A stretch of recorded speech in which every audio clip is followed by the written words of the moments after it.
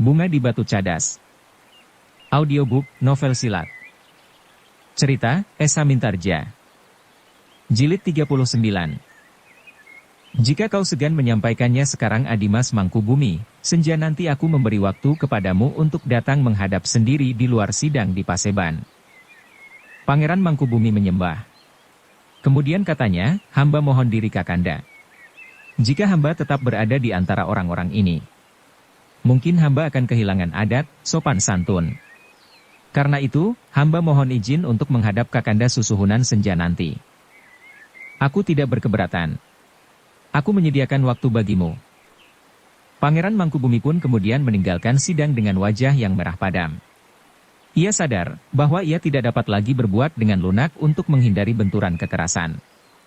Apalagi apabila diingatnya bahwa kumpenilah yang sebenarnya berdiri di belakang mereka yang menghasut Susuhunan selama ini untuk memecah belah kekuatan Surakarta, sehingga dengan demikian Surakarta akan menjadi ringkih dan tidak berdaya menghadapi tekanan kumpeni yang semakin lama terasa semakin mencekik leher rakyat Surakarta dan kekuasaan Surakarta itu sendiri. Sepeninggal Pangeran Mangkubumi, maka beberapa orang bangsawan mendapat kesempatan untuk mengemukakan pendapat mereka tentang Pangeran Mangkubumi. Sebagian besar dari mereka mengatakan bahwa Pangeran Mangkubumi tidak akan berani berbuat apa-apa. Jika ia ingin menyatukan diri dengan Raden Mas Said, maka tentu Raden Mas Said mencurigainya karena Pangeran Mangkubumi pernah berusaha memadamkan pemberontakannya untuk mendapatkan Sukawati. Sukawati kini menjadi ajang penempaan kekuatan bagi pengikut Pangeran Mangkubumi, berkata salah seorang bangsawan. Ampun Kanjeng Susuhunan, yang lain menyahut, tidak ada kekuatan yang berarti di Sukawati. Namun demikian kumpeni tidak tinggal diam menanggapi sikap Pangeran Mangkubumi. Kumpeni yang mempunyai pengalaman perang yang dapat dibanggakan, dapat menangkap sikap dan pertimbangan yang tajam pada Pangeran Mangkubumi. Kecuali petugas-tugas sandinya sudah dapat mengetahui apa yang terjadi di Sukawati, juga karena kumpeni mengerti watak dan tabiat Pangeran Mangkubumi yang sebenarnya. Karena itu, sebagai prajurit-prajurit yang pernah mengarungi samudra dan melintasi benua dari ujung bumi, maka kumpeni tidak ingin mengalami kegagalan di sebuah pulau yang jauh lebih kecil dari benua hitam yang pernah dilintasinya. Tetapi pulau yang kecil ini adalah pulau yang lebih besar dari negerinya sendiri. Dengan demikian, maka kumpeni benar-benar mempersiapkan diri menghadapi kemungkinan yang terjadi dengan sikap Pangeran Mangkubumi itu, meskipun dengan perhitungan bahwa Surakarta harus merasa dirinya tidak mampu mengatasi dan minta bantuan kepada mereka. Dengan demikian maka kumpeni dapat memungut keuntungan dari permintaan bantuan itu. Bahkan dari pertentangan itu seluruhnya. Ternyata bukan hanya kumpeni sajalah yang mempersiapkan diri dengan diam-diam. Para senapati di Surakarta pun mendapat perintah agar bersiap-siap menghadapi kemungkinan yang bakal terjadi. Tetapi sebagian dari mereka menganggap bahwa jika Pangeran Mangkubumi melakukan pemberontakan, maka yang terjadi tidak akan lebih dari menyalakan obor belarak. Obor daun kelapa kering. Mula-mulanya nyalanya melonjak sampai menggapai langit, namun beberapa saat kemudian, api itu akan padam dengan sendirinya karena belarak terlampau cepat dimakan api. Yang akan tersisa adalah sekedar abunya saja. Meskipun demikian, kita harus mengawasi mereka, berkata Ki Patih dalam pertemuan dengan para pangeran dan para senapati. Dan di antara mereka adalah Pangeran Ranakusuma. Bagaimana pendapat pangeran? Bertanya Ki Patih kepada Pangeran Ranakusuma. Pangeran adalah seorang senapati yang disegani di Surakarta. Juga Pangeran Mangkubumi merasa segan kepada pangeran. Pangeran adalah senapati yang pilih tanding. Bahkan seorang perwira kumpeni yang pernah menjelajahi bumi pun dapat pangeran kalahkan. Pangeran Ranakusuma menarik nafas dalam-dalam. Katanya, Pangeran Mangkubumi adalah seorang yang memiliki kemampuan yang luar biasa. Menurut pendengaranku ia memiliki beberapa ilmu yang tidak dapat digolongkan dalam ilmu kewadagan. Bukan saja prigel oleh senjata, tetapi juga ilmu yang tidak dapat dicapai dengan nalar. Misalnya, bertanya seorang pangeran yang masih sangat muda. Misalnya Aji Pameling, Aji Welut Putih dan semacamnya. Potong Ki Patih, Pangeran Ranakusuma adalah gedung perbendaharaan ilmu. Jangankan Pangeran Ranakusuma, sedang puteranya, Raden Juwiring, kini sudah nampak bahwa ia akan menjadi seorang senapati yang mumpuni. Pada suatu saat maka Surakarta akan berani menghadapkan Raden Juwiring dengan Raden Mas Said. Ia bukan tandingnya, jawab Pangeran Ranakusuma. Sekarang belum. Tetapi kemajuan Raden Juiring agaknya melampaui pesat lajunya seekor kuda yang paling tegar. Pangeran Ranakusuma tidak menyahut lagi. Tetapi nampak bahwa ia sedang berpikir. Agaknya Pangeran Mangkubumi benar-benar orang yang harus diperhitungkannya. Pangeran, berkata Kipatih, menurut pendengaranku, Pangeran pun memiliki aji lembu sekilan yang lebih mantap dari aji welut putih. Aji Panggendam dan aji Tameng Wajah. Bahkan masih banyak lagi yang belum aku sebutkan. Dengan demikian maka Pangeran Mangkubumi bukannya lawan yang berat bagi Pangeran. Apalagi di antara para senapati yang lain masih ada yang dapat disebut namanya untuk mendampingi Pangeran di peperangan jika hal itu sungguh-sungguh akan terjadi. Iya, Pangeran Ranakusuma mengangguk, sebagai seorang senapati aku tidak boleh memilih lawan, meskipun lawan itu adalah saudaraku sendiri dan memiliki ilmu yang betapapun sempurnanya. Namun sudah barang tentu bahwa setiap perbuatan itu harus diperhitungkan sebaik-baiknya. Demikian juga untuk menghadapi Pangeran Mangkubumi. Aku kira kita harus membuat perhitungan yang secermat-cermatnya. Terserahlah kepada para senapati. Dan tentu Kanjeng Susuhunan akan percaya kepada para senapati. Senja nanti Pangeran Mangkubumi akan menghadap, desis Kipatih. Pangeran Ranakusuma merenung sejenak, lalu terdengar suaranya yang datar. Apakah kira-kira yang akan dibicarakan? Tentu Pangeran Mangkubumi akan mengadu, seolah-olah kami hanya sekedar didorong oleh perasaan iri. Tetapi sebenarnya lah bahwa kami mengetahui persiapan yang sudah dilakukan oleh Pangeran Mangkubumi di Sukawati, sahut seorang pangeran yang lain. Pangeran Ranakusuma mengerutkan keningnya, lalu jawabnya, tentu Adimas akan berbuat demikian. Tetapi tentu tidak dengan Pangeran Mangkubumi. Pangeran Mangkubumi adalah seorang yang sudah dewasa cara berpikir dan bertindak. Jadi, apakah yang akan dilakukan menurut Kakang Mas? Ia tidak akan sekedar mengadu. Tetapi ia akan menyatakan pendapatnya dan sikapnya. Yang lain mendengarkan percakapan itu dengan dahi yang berkerut-merut. Mereka sependapat bahwa Pangeran Mangkubumi tentu tidak hanya akan sekedar mengadu. Kenapa Kanjeng Susuhunan memberinya waktu untuk menghadap sendiri, desis Kipatih kemudian. Itu adil, Pangeran Ranakusumalah yang menjawab, selama ini yang didengar oleh Kakanda Susuhunan adalah cerita tentang Pangeran Mangkubumi. Tentu harus datang giliran bahwa Pangeran Mangkubumilah yang didengar ceritanya. Tetapi sebenarnya tidak perlu, sahut Pangeran yang masih muda itu, Kakang Mas tentu sudah mengerti, bahwa sikap Pangeran Mangkubumi selama ini berbeda dengan sikap kita semua, seolah-olah Pangeran Mangkubumi bukan saudara kita. Seolah-olah ia adalah orang lain. Dengan demikian kita semua dan juga Kakanda Susuhunan dapat berbuat seperti itu, itulah bedanya antara kau dan seorang raja yang bijaksana. Bagaimanapun juga ia harus berbuat seadil-adilnya meskipun ia tahu bahwa adiknya bersikap lain. Yang lain pun kemudian terdiam.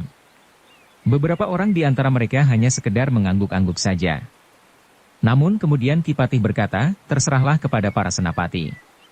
Di dalam hal ini para senapati tentu lebih mengetahui karena persoalannya akan menyangkut segi keprajuritan. Namun di dalam hal ini Kumpeni tentu tidak akan tinggal diam. Kita akan mendapat bantuannya apabila kita memerlukan. Dan kita percaya kepada mereka. Mereka adalah prajurit yang berpengalaman menjelajahi bumi dari ujung sampai ke ujung.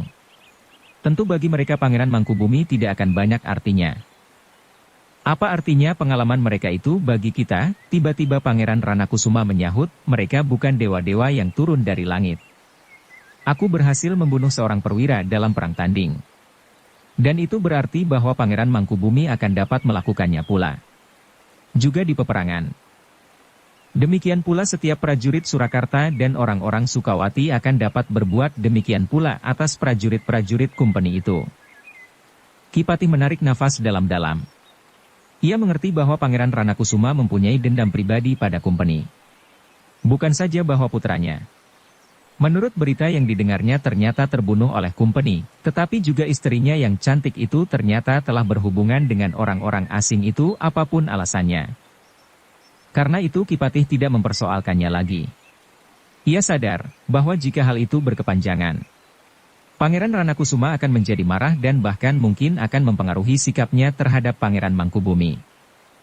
Karena itu, Kipatih tidak mencampurinya lagi. Ia menyerahkan sepenuhnya kepada para pangeran dan para senapati perang. Apapun yang akan mereka lakukan untuk menghadapi Pangeran Mangkubumi apabila karena kecewa dan sakit hati Pangeran Mangkubumi mengambil sikap yang keras dan bahkan mungkin sebuah pemberontakan. Sebenarnya lah bahwa para senapati sadar, dalam keadaan itu mereka akan mengalami pukulan yang berat jika Pangeran Mangkubumi benar-benar akan mengangkat senjata. Mereka memperhitungkan pula kemungkinan yang dapat ditimbulkan oleh Raden Mas Said dan Martapura. Namun sebagian besar dari mereka percaya bahwa Surakarta tetap besar dan kuat. Terlebih-lebih lagi dengan bantuan kumpeni yang mempunyai senjata petir. Hanya dengan menarik sebuah pelatuk senjatanya, maka sebuah peluru akan terbang dan menyambar dada lawannya. Aji Lembu Sekilan pun tidak akan dapat menahan laju peluru yang meluncur secepat tatit di langit, gumam seorang pangeran yang sudah dicengkam oleh pengaruh orang-orang asing itu. Yang kemudian ditunggu-tunggu oleh para pangeran itu adalah hasil pembicaraan Pangeran Mangkubumi dan Kanjeng Susuhunan Senja itu. Beberapa orang bangsawan dan senapati berpendapat bahwa Pangeran Mangkubumi memang akan menentukan sikapnya. Ketika kemudian matahari menjadi semakin condong ke barat, dan sinarnya menjadi semakin pudar, maka para bangsawan dan senapati menjadi semakin berdebar-debar. Bahkan ada di antara mereka yang memerintahkan para abdi dan pelayannya untuk berhati-hati menjaga halaman istana masing-masing. Siapa tahu, dendam Pangeran Mangkubumi akan ditumpahkan kepadaku, berkata mereka di dalam hati. Dengan demikian maka para abdi dan pelayan menjadi terheran-heran. Tetapi mereka yang bertugas di Regol pun mempersiapkan senjata masing-masing seakan-akan Surakarta telah benar-benar dibakar oleh api peperangan. Dalam pada itu, selagi matahari tenggelam dan langit di atas Surakarta menjadi temaram, sebuah kereta berderap meninggalkan istana Pangeran Mangkubumi menuju ke istana Kanjeng Susuhunan di Surakarta. Seperti yang sudah dikatakan, Pangeran Mangkubumi pergi menghadap kakandanya. Susuhunan Pakubuwana kedua di Surakarta untuk menumpahkan segala macam persoalan di dalam hatinya. Namun sementara kereta itu berderap, maka yang tinggal di istana Mangkubumen pun telah sibuk berkemas. Pangeran Mangkubumi telah mengatakan kepada keluarganya bahwa agaknya suasana akan memburuk. Dan mereka harus dengan ikhlas meninggalkan istana Mangkubumen. Jika perlu mereka akan tinggal di gubuk-gubuk bambu, di antara rakyat banyak yang hidupnya semakin sulit karena penindasan kumpeni yang semakin terasa di bumi Surakarta. Dengan gelisah Kanjeng Susuhunan menerima kedatangan Pangeran Mangkubumi di bangsal yang khusus. Tidak ada orang lain di dalam bangsal itu kecuali Kanjeng Susuhunan sendiri dan kemudian Pangeran Mangkubumi. Adimas Pangeran, berkata Kanjeng Susuhunan kemudian, aku menyesal sekali bahwa aku harus menjatuhkan keputusan untuk mengambil kembali tanah Sukawati. Aku tahu bahwa hal itu akan menyakitkan hati Adimas Pangeran. Namun aku tidak mempunyai pilihan lain. Para bangsawan, bahkan para bupati dan pringgalaya pun berpendapat bahwa aku harus berbuat demikian. Ampun Kakanda. Bagaimana sikap kumpeni dalam hal ini? Kanjeng Susuhunan menarik nafas dalam-dalam. Kemudian dengan nada yang datar dan terputus-putus ia menjawab, aku minta maaf kepadamu Adinda. Aku tidak akan ingkar akan kelemahanku. Seharusnya aku tidak berbuat demikian. Tetapi aku tidak mempunyai keberanian untuk melakukannya. Apakah Kakanda tidak percaya bahwa kita memiliki kemampuan untuk berdiri tegak melawan kumpeni? Tetapi sikap saudara-saudaramu sangat meragukan. Dan baiklah aku mengucapkannya sendiri daripada kau yang mengatakan, bahwa aku tidak memiliki kepribadian yang kuat untuk berbuat seperti itu. Pangeran Mangkubumi justru menjadi bimbang karena Susuhunan dengan jujur lelah mengakui kelemahannya. Sebenarnya ia ingin menjelaskan hal itu dan memohon agar Kanjeng Susuhunan kembali kepada sikap seorang raja yang dihormati dan berwibawa. Namun agaknya Kanjeng Susuhunan akan terlampau sulit melakukannya. Meskipun demikian Pangeran Mangkubumi bertanya pula, ampun Kakanda. Hamba tidak berkeberatan atas tanah Sukawati itu. Tetapi apakah Kakanda dapat menunjukkan kepada hamba bahwa hal itu bukan karena kecemasan kumpeni melihat kesiagaan hamba di Sukawati? Kanjeng Susuhunan memandang Pangeran Mangkubumi dengan wajah yang sayu. Kemudian dengan sayu pula ia menjawab, Adimas. Itulah sebabnya aku sengaja menerimamu tanpa ada orang lain. Aku tahu bahwa kau akan menelanjangiku. Kau akan menunjukkan semua cacat celah yang ada padaku, ampun Kakanda. Bukan maksud hamba. Hamba hanya sekedar didorong oleh perasaan muak terhadap kumpeni dan saudara-saudara hamba yang telah menjilat kepada mereka, kau tidak bersalah Adinda. Dan aku memang harus mengakui. Aku memang dapat menjawab bahwa keputusan itu berdasarkan pendapat para pangeran dan pemimpin pemerintahan. Aku dapat menjawab bahwa keputusanku aku dasarkan kepada keadilan dan ketentraman Surakarta, karena perasaan iri itu memang dapat menumbuhkan banyak akibat. Tetapi Kakanda, menurut Kakang Mas, nanti dulu Adimas, potong Kanjeng Susuhunan, aku tahu apa yang akan kau katakan. Kau tentu akan menyebutkan bahwa itu hanya sebagian kecil dari persoalan yang sebenarnya, karena di belakang para pangeran dan para pemimpin pemerintahan itu pun berdiri kumpeni. Bukankah begitu? Pangeran Mangkubumi tidak menjawab. Tetapi kepalanya kemudian tertunduk dalam-dalam justru karena pengakuan yang jujur dari Susuhunan Pakubuwono itu. Aku tidak akan ingkar Adimas. Dan aku pun tidak akan ingkar bahwa sebenarnya lah aku adalah orang yang kurang teguh pada pendirian dan sikap. Pangeran Mangkubumi menarik nafas dalam-dalam, lalu dengan nada yang dalam ia berkata lambat, ampun Kakang Mas. Sebenarnya lah bahwa itulah yang telah membuat hati hamba kecewa. Hamba tidak akan mungkin untuk selalu menahan hati seperti sekarang. Jika pada suatu saat hamba melihat seorang perwira kumpeni berdiri di Paseban dan apalagi bersikap seakan-akan ialah yang paling berkuasa, maka hamba tidak yakin bahwa hamba dapat menahan diri dan tidak membunuhnya di tempat itu juga. Pangeran Mangkubumi berhenti sejenak, lalu, karena itu, menurut pertimbangan hamba, lebih baik hamba tidak melakukannya. Jika terjadi demikian mungkin akibatnya akan sangat buruk bagi Surakarta. Kanjeng Susuhunan memandang Pangeran Mangkubumi dengan tatapan yang tanpa berkedip. Karena itu Kakang Mas, sebaiknya hamba menyingkir dari lingkungan hamba yang semakin lama menjadi semakin tidak sesuai lagi. Maksudmu? Kakanda, jika sekiranya hamba tidak menjauhkan diri dari suasana yang bagi hamba menjadi semakin memuakkan ini, hamba tidak tahu apakah yang akan terjadi. Jika kau menjauhinya. Pangeran Mangkubumi tidak segera dapat menjawab. Ia pun sadar, meskipun ia menjauhi istana ini, namun hatinya yang bergejolak sudah tidak akan dapat dikekangnya lagi. Adimas Pangeran Mangkubumi, berkata Kanjeng Susuhunan, aku tahu perasaan yang tersimpan di dalam hatimu.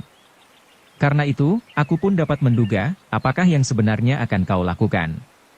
Kau tidak akan dapat lagi sejalan dengan saudara-saudaramu. Dengan aku dan apalagi dengan kumpeni. Apapun yang kita usahakan bersama, maka jalan kita memang bersimpangan. Ampun Kakanda, kepala Pangeran Mangkubumi menjadi semakin tunduk. Ia menyadari sepenuhnya bahwa yang duduk di hadapannya itu adalah saudara tuanya. Tetapi ia pun menyadari bahwa sebenarnya lah jalan mereka memang bersimpangan. Adinda Pangeran Mangkubumi, berkata Kanjeng Susuhunan seterusnya, baiklah aku kini berbicara sebagai saudaramu, saudara tuamu. Dan kau pun aku minta berkata dengan nuranimu. Aku berjanji bahwa aku akan menyingkirkan sebutanku Susuhunan Pakubuwana kedua di Surakarta. Pangeran Mangkubumi mengangkat wajahnya. Dengan tatapan mata yang tajam ia bertanya, apakah sebenarnya maksud Kakanda? Adinda, apakah sebenarnya yang akan kau lakukan jika kau sudah menjauhi istana ini? Kau tentu tidak akan dapat kembali ke Sukawati, karena dengan resmi Sukawati sudah aku ambil kembali. Ampun Kakanda, Pangeran Mangkubumi menjadi ragu-ragu. Namun kemudian dipaksakannya berkata, Kakanda tentu dapat menebak gejolak di dalam dada hamba. Ya, aku mengerti kau akan mengangkat senjata. Meskipun sebenarnya lah demikian, tetapi terasa juga dada Pangeran Mangkubumi bergetar. Bukankah begitu? Kakanda, suara Pangeran Mangkubumi tersendat di kerongkongan, hamba memang tidak akan dapat menghindarkan diri dari tindakan itu. Hamba memang akan mengangkat senjata. Karena itu, sekaligus hamba mohon diri. Tetapi jika Kakanda berkeberatan, dan jika Kakanda sekarang berdiri sebagai raja di Surakarta yang bergelar Susuhunan Pakubuwana kedua tidak membenarkan hamba akan berjuang melawan kumpeni, maka hamba tidak akan melawan jika Kakanda memerintahkan para prajurit untuk menangkap hamba. Hamba masih menghormati Kakanda sebagai saudara tua, pengganti ibu bapa, dan sebagai raja yang aku sembah di Surakarta. Kanjeng Susuhunan Pakubuwana tidak segera dapat menjawab. Terasa tenggorokannya menjadi pepat, dan pelupuk matanya menjadi panas. Adinda, katanya kemudian, kau memang adikku yang aku kasihi. Aku kini benar-benar berdiri di simpang jalan. Aku berbangga bahwa di antara saudara-saudaraku masih ada yang berdiri tegak di atas kepribadian sendiri. Di atas kepentingan rakyat Surakarta dan dengan dada tengadah melawan kumpeni. Tetapi aku juga merasa bersalah karena aku menyalahi tugasku sebagai raja yang adil di Surakarta, bahwa setiap perlawanan harus ditindas. Pangeran Mangkubumi menundukkan kepalanya pula. Karena itu Adimas Pangeran. Jika Adimas tidak ada lagi, maka aku tentu tidak akan merasa selalu dikejar oleh pertentangan di hatiku sendiri seperti ini. Pangeran Mangkubumi terkejut mendengar kata-kata itu. Tetapi ia tidak tahu artinya dengan pasti. Adinda Pangeran, berkata Susuhunan selanjutnya, karena itu, sebaiknya di Istana Surakarta memang tidak ada lagi seorang pangeran seperti Adinda. Pangeran Mangkubumi masih tetap termangu-mangu. Namun kemudian hatinya menjadi berdebar-debar. Bahkan sebuah gejolak yang dahsyat telah melanda dinding jantungnya. Dengan hampir tidak berkedip ia melihat Susuhunan Paku Buana kedua itu berdiri dari tempat duduknya. Perlahan-lahan ia melangkah ke tempat pusaka di sisi ruangan. Beberapa batang tombak berdiri tegak dengan megahnya di sisi sebuah songsong yang kuning keemasan. Dengan tangan gemetar Susuhunan menggenggam tangkai sebuah dari tombak-tombak yang terpancang itu. Perlahan-lahan ia mengangkat tombak itu dengan wajah yang tegang. Sesaat kemudian ia berdiri menghadap tempat Pangeran Mangkubumi duduk bersila. Sejenak ia berdiri mematung. Namun kemudian selangkah demi selangkah Susuhunan Paku Buana itu mendekati Pangeran Mangkubumi. Adinda Pangeran Mangkubumi, suara Susuhunan menjadi sangat dalam, kau tentu kenal tombak ini. Tombak pusaka yang tidak ada duanya di Surakarta. Pangeran Mangkubumi termangu-mangu. Dengan tombak ini, leluhur kita Panembahan Senapati telah berhasil menyelesaikan tugasnya, ketika terjadi pertentangan antara Pajang dan Jipang. Pangeran Mangkubumi masih belum menjawab. Tetapi di dalam hatinya terdengar ia berdesis, Kanjeng Kiai Pleret, Adinda Pangeran, berkata Susuhunan kemudian, tombak ini adalah Kanjeng Kiai Pleret. Tidak ada orang yang dapat menahan kesaktian tombak ini. Meskipun ia memiliki aji rangkap 9, namun tombak ini akan dapat menembus kulitnya. Biar ia merangkap ilmu lembu sekilan, tameng wajah dan ilmu kekebalan yang lain, tetapi kekuatan aji itu tidak akan ada artinya untuk melawan tombak yang tiada duanya ini. Apakah kau mengerti? Wajah Pangeran Mangkubumi menjadi merah. Sejenak ia memandang ujung tombak yang masih berada di dalam rangkanya dan ditutup oleh sebuah selongsong putih. Seuntai bunga melati yang sudah kekuning-kuningan tersangkut di bawah selongsongnya. Dada pangeran itu benar-benar terguncang ketika ia melihat Kanjeng Susuhunan mengangkat tangkai tombak itu di atas dahinya, dan kemudian memejamkan matanya sejenak. Kemudian perlahan-lahan tombak itu diturunkannya. Dengan tangannya yang semakin gemetar Kanjeng Susuhunan meraba selongsong tombaknya. Pangeran Mangkubumi duduk mematung di tempatnya. Dan dengan nafas yang semakin cepat mengalir pangeran itu mendengar kakandanya berkata, Adinda Pangeran Mangkubumi. Apakah kau benar-benar bertekad untuk memberontak? Untuk sesaat Pangeran Mangkubumi termangu-mangu. Namun ia adalah seorang pangeran yang berhati baja. Apapun yang dihadapinya tidak akan dapat menggeser pendiriannya. Juga seandainya ia harus mendapat hukuman mati sekalipun di ruang ini. Karena itu maka ia pun kemudian menyahut, Kakanda. Sebenarnya lah bahwa Adinda tidak akan memberontak. Yang akan hamba lakukan adalah menegakkan harga diri kita sebagai bangsa dan melepaskan semua ikatan yang semakin lama terasa semakin menjerat leher rakyat Surakarta. Hamba akan berjuang melawan kumpeni. Bukankah itu sama artinya dengan melawan kekuasaan Surakarta? Jika aku sudah memberikan beberapa wewenang kepada kumpeni, maka penolakan atas wewenang itu sama artinya dengan tidak mengakui lagi kuasaku. Pangeran Mangkubumi menjadi bimbang. Ia melihat perubahan sikap Kanjeng Susuhunan. Namun Pangeran Mangkubumi tidak melepaskan sikapnya. Jawabnya, Kakanda. Hamba tidak dapat ingkar akan kekuasaan Kakanda di Surakarta. Juga atas wewenang yang Kakanda berikan. Tetapi bukankah Kakanda mengakui bahwa semuanya itu lahir karena kelemahan hati Kakanda, bukan karena pertimbangan dan perhitungan sehingga wewenang itu benar-benar merupakan hak yang Kakanda berikan atas kuasa Kakanda? Bukan justru karena kelemahan. Kanjeng Susuhunan memandang Pangeran Mangkubumi dengan tajamnya. Kemudian perlahan-lahan tangannya yang sudah menggenggam selongsong tombak itu pun ditariknya. Disangkutkannya selongsong tombak yang tidak ada duanya itu di pundaknya. Dan kemudian tangannya telah membuka rangka tombak itu sekaligus. Sekali lagi Kanjeng Susuhunan itu mengangkat tombak di atas keningnya. Bersambung ke jilid 40. Dukung kami dengan subscribe, follow, like, komen dan share. Terima kasih.